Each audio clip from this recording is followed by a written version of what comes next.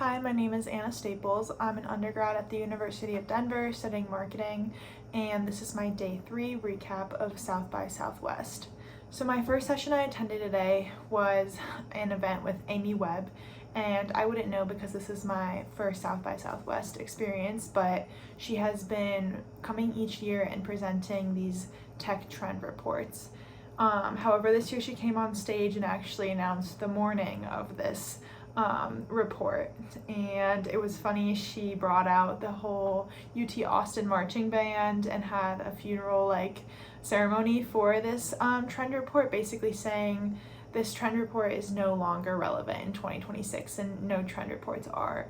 What she says that we should focus on instead is convergences, and that's kind of the intersections of where different trends align, and that's what we should be focusing on.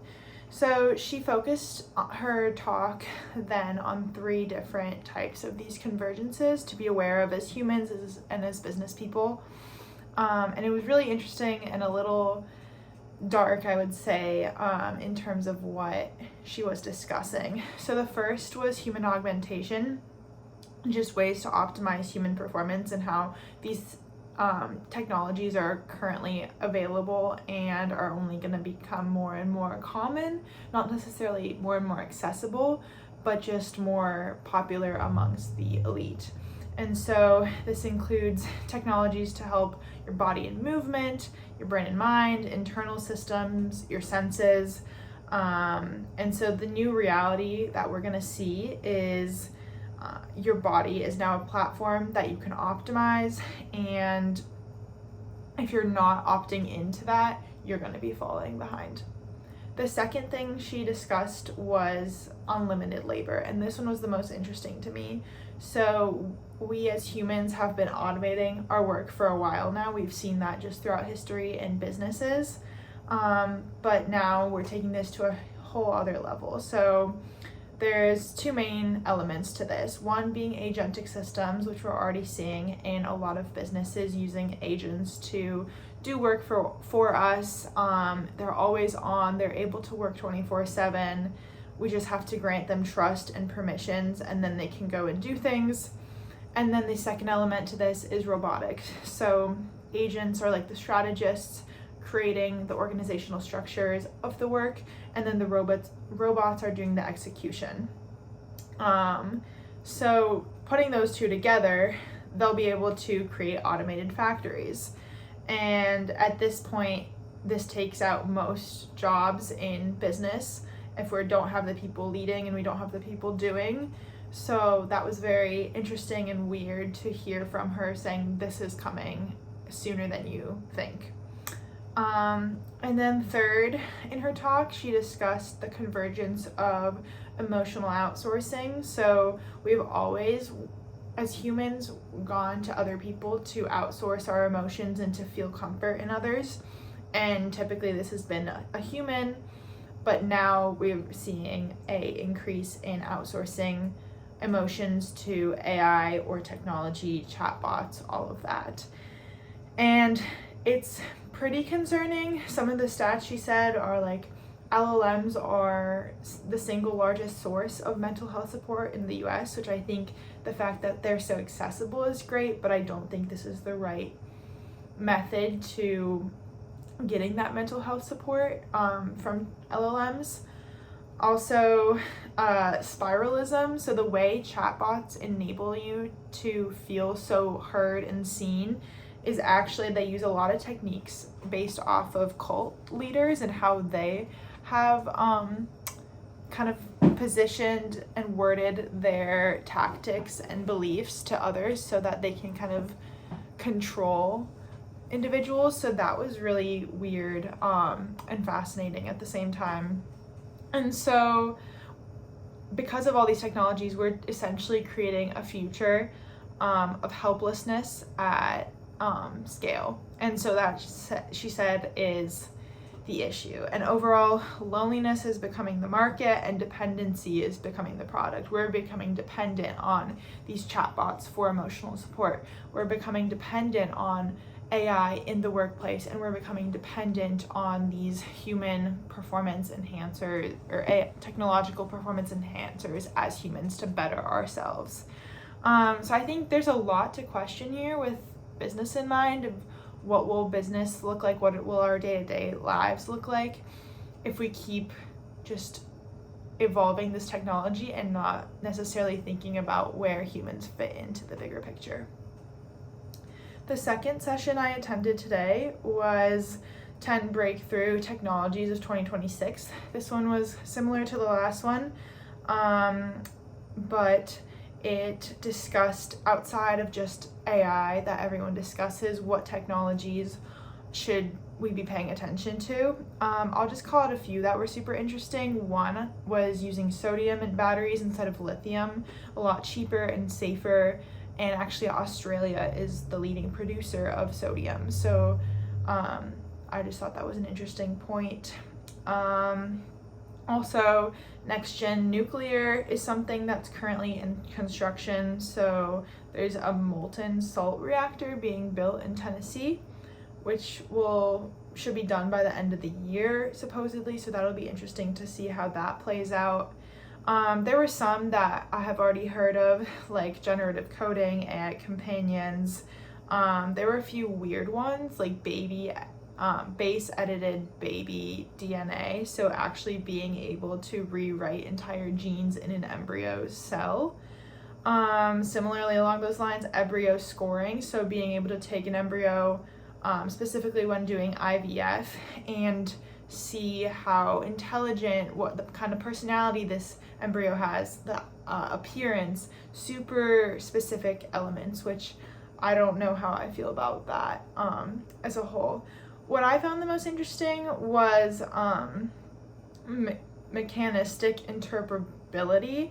And so obviously these LLMs are existing and functioning and helping us in our day-to-day lives, but outside of the few people that are actively working and researching on these tools, and even them, it's really hard to judge how LLMs work, where their limitations are, why they hallucinate, how they hallucinate, all of those nuances that are kind of under the hood.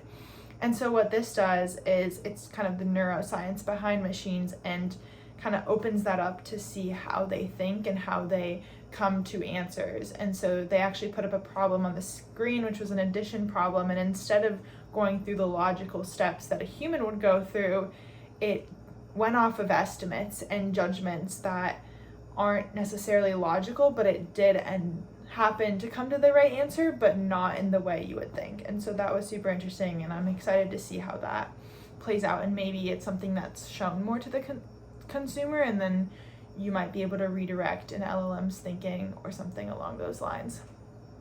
And then another one was hyperscale AI data centers.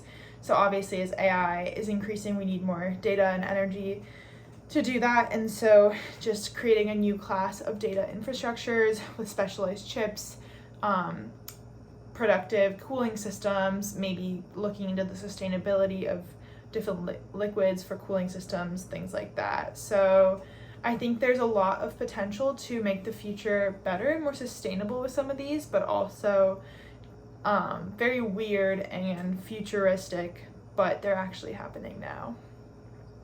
The third session I went to today was the knowledge paradox. When does sharing become theft? And this was a panel with Lawrence Leisig, Sam Seidel, Anna Tumadotir, and Lisa Watts. And this panel really centered around the question of when does sharing become theft? AI models are trained off of data that is necessarily not always public, not always, they didn't always have the consent to use that data to train their models, but they did. It's data that has been created by humans and put out there in the world, sometimes under paywalls, but these LLMs are getting access to it to be trained on it. And so it kind of questions whether or not there should be some kind of regulation on creative work and using that to train AI models. And I really hadn't thought too deeply about this before going into this conversation, but it was interesting to hear different perspectives because I understand the creative side of wanting to keep that work private. It's something that's sacred, human made, keeping that on its own. But then there's the counter argument to that where humans are inspired by one another and each other's work. And so how does an LLM seeing a bunch of artwork, for instance, like in a gallery, how does an LLM seeing that differ from a human walking through a gallery, and each of them creates a work inspired by what they had just seen? And it's really hard to say. I think there should, to a degree, be different standards for technology and machines compared to humans, but at the same time, in order to keep improving this technology and get better results, we need more data to train it on. So just a really interesting concept to think about, and hearing from different perspectives of people on the panel was super interesting. They also talked about citation of AI and how a lot of education systems and schools are having students cite when they use AI. And what they're saying, this doesn't really make sense because AI actually pulls from human work, and so instead they should be citing, or the AI should originally cite the human's work that it pulled from to create that response. But then what does the student cite? Should they cite the AI that they use because that's very general, or should they cite the human work instead, and citation and credit where it should be deserved? That whole concept is another thing to consider. And also just how are AI companies giving credit to the creators of their LLMs? Like, obviously these LLMs like ChatGPT or Claude are being trained on human data, but the humans that created that data aren't being credited or compensated for their contributions. So should there be some kind of compensation? What does that look like? So that's another interesting question to think through as well. And then my fourth session of the day was super interesting. It was called Keeping It Real, AI, Human Data, and the Future of Brand Connections. It had two speakers in it. So Anastasia Predak, who works at Nestle, as more on the market intelligence side of things, and then Billy Jones, who's the Hootsuite CMO. And overall, they covered not just the importance of collecting customer data, I think that's an obvious, but actually being able to use it to make decisions and really strategize for the business. So it kind of reminded, and it really talked about this in the context of AI. So I think something that's iterated a lot is you have to know your customer better than they know themselves, or better than anyone else. And I think now AI is given almost any marketer or person in a company to do that, because not only do you have more access to data because of AI, more data is being generated because of AI on all these different platforms, and you have a tool that is able to really synthesize and analyze the data better and more effectively than you could have done in the past. Also, you talked about just historically, market research was super expensive, time consuming. You'd have to go on the road, do different focus groups, hear from customers, versus now you can get so much more data without doing any of that, just from social or web or email, anything like that. And so that was super interesting. Also, another AI related point they discussed was AI personas and synthetic customers. So what you're able to do now as a marketer is train AI personas or AI characters on your real customer data, so you can maybe create 10,000 personas of potentially AI generated customers, but these customers are based off of your real customer data. And basically that allows you to have a conversation with them, talk to them about your products or their hobbies or interests, and really have a thorough testing environment, because it's not just one general target persona, but instead it could be tens of thousands that you can hear from, segment. And I think that's a huge opportunity that I haven't really thought about, but I think that's going to be something that really prevails in the future.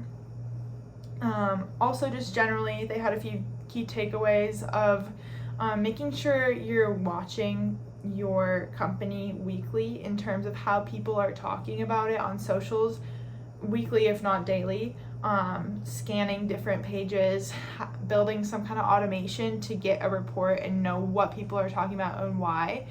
And when you can gather those insights, make decisions on them too. If you see emerging trends in your data, figure out how that plays a role in either creating a new product or reshaping your marketing. And I think there's a lot of potential with that because of the amount of data we're getting early on now compared to after the fact.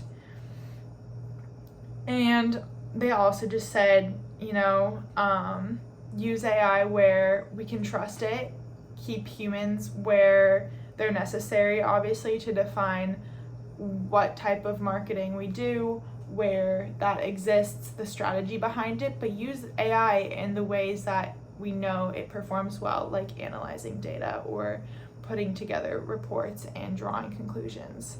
But make sure you keep that human in the loop for now. And then Jay just also reminded that it's important to stay close to people.